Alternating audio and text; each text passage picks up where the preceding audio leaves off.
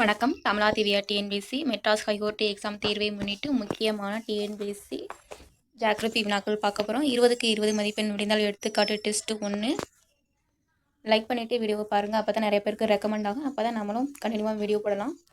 First question பொறுத்துக. 20க்கு 20 மதிப்பெண் எடுக்கிறவங்க கமெண்ட் பாக்ஸில் கமெண்ட் பண்ணுங்கள். Answer C. First question answer வந்து சி. இரண்டாவது கொஸ்டின் ஊசிலை காடுகள் கீழ்காணும் வாக்கியங்களை அடிப்படையாக கொண்டு சரியான விடையை கொடுக்கப்பட்டுள்ள குறியீடுகளிலிருந்து தேர்வு செய்க. ஃபர்ஸ்ட் 50 டிகிரி முதல் 60 டிகிரி வட அட்ச கோடுகளுக்கு இடையில் அமைந்துள்ள இந்த காடுகளே மிகப்பெரிய உயிரினம் சூழ்வாழிடங்களாகும். இரண்டாவது ஸ்டேட்மெண்ட் இக்காடுகளில் ஏறக்குறைய 1700 வகையான மர வகைகள் காணப்படுகின்றன. மூணாவது ஸ்டேட்மெண்ட் இம்மரங்கள் கோடை காலத்தில் இலைகளை உதிர்த்து விடுகின்றன. சரியான விடையை தேர்வு செய்ய சொல்லியிருக்காங்க. ஆன்சர் பி 1, 2 மட்டும்தான் சரி. மூணாவது கொஸ்டின் பின்வரும் கூற்றுகளில் சரியானவை எவை? ஃபர்ஸ்ட் ஸ்டேட்மெண்ட் புகையிலை போர்ச்சுகீசியர்கள் முதன்முதலாக இந்தியாவிற்கு கொண்டு வரப்பட்டது. இரண்டாவது ஸ்டேட்மெண்ட் புகையிலை உற்பத்தியில் இந்தியா 3வது இடத்தை பெறுகிறது. மூணாவது ஸ்டேட்மெண்ட் இந்தியாவில் புகையிலை உற்பத்தி செய்யும் மாநிலங்கள் தமிழ்நாடு, ஆந்திர பிரதேசம் மற்றும் கர்நாடகம் ஆகும். இந்த கூற்றுல எது சரியானதுன்னு கேட்டிருக்காங்க. ஆன்சர் டி 1, 2, 3மே சரி. நாலாவது கொஸ்டின் மலைகள், பீடபூமிகள், ஆறுகள், கடல்கள் போன்ற இயற்கை கூறுகளை வரைந்து காட்டுவது டேஸ். மலைகள், பீடபூமிகள், ஆறுகள், கடல்கள் போன்ற இயற்கை கூறுகளை வரைந்து காட்டுவது எது? ஆன்சர் சி இயற்கை அமைப்பு வரைபடங்கள்.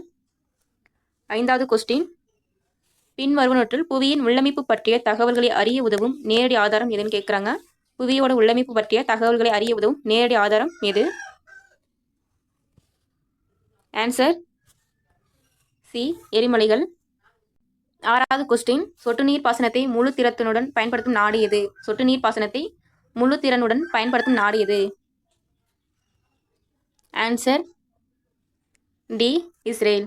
ஏழாவது கொஸ்டின் நிலநடுக்கோடு இந்த கண்டத்தை இரண்டாக பிரிக்கிறது. நிலநடுக்கோடு இந்த கண்டத்தை இரண்டாக பிரிக்கிறது. ஆன்சர் சி ஆப்பிரிக்கா. எட்டாவது கொஸ்டின் குறுங்கோள்கள் இவைகளுக்கு இடையில் காணப்படுகின்றன.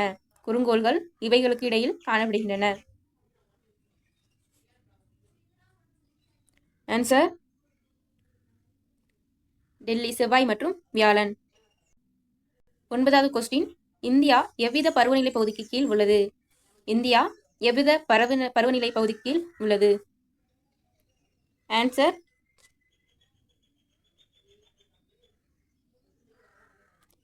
டி உண்மையான பருவமழை பகுதி. 10வது கொஸ்டின் யோககாமா செயல்வரைவு திட்டம் இதனுடன் தொடர்பு கொண்டது. யோககாமா செயல்வரைவு திட்டம் இதனுடன் தொடர்பு கொண்டது. ஆன்சர் பி இயற்கை பேரிடர் மேலாண்மை. 11வது கொஸ்டின் இந்தியாவின் மிகப்பெரிய உப்பு ஏரி எது? இந்தியாவோட மிகப்பெரிய உப்பு ஏரி எது? இந்தியாவின் மிகப்பெரிய உப்பு ஏரி எது? ஆன்சர் சி சாம்பார் ஏரி. 12வது கொஸ்டின் புவியின் பெரிய தட்டு எது? புவியோட பெரிய தட்டு எது? ஆன்சர் சி பசிபிக் தட்டு. 13வது கொஸ்டின் பின்வரும் எந்த நிலத்தோற்றம் காற்றின் படிவு செயலுடன் தொடர்புடையது அல்ல? பின்வரும் எந்த நிலத்தோற்றம் காற்றின் படிவு செயலுடன் தொடர்புடையது அல்ல? ஆன்சர்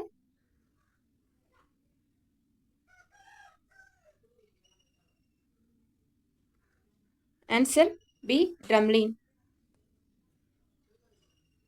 14வது கொஸ்டின் கேரள கடற்கரையை தமிழ்நாட்டுடன் இணைக்கும் கணவாய் எது? கேரள கடற்கரையை தமிழ்நாட்டுடன் இணைக்கும் கணவாய் எது? ஆன்சர் சி பாலக்காட்டு கணவாய்.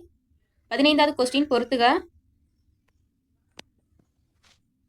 15வது கொஸ்டின் பொறுத்துக. Answer C. 16வது கொஸ்டின் ஜூலை மற்றும் ஆகஸ்ட் மாதங்களில் நம் கண்ணுக்கு தெரியும் வடிவ விண்மீன் குழுக்கள் எது? ஜூலை மற்றும் ஆகஸ்ட் மாதங்களில் நம் கண்ணுக்கு தெரியும் வடிவ விண்மீன் குழுக்கள் எது? Answer B Saptarishi. 17வது கொஸ்டின் பொறுத்துக.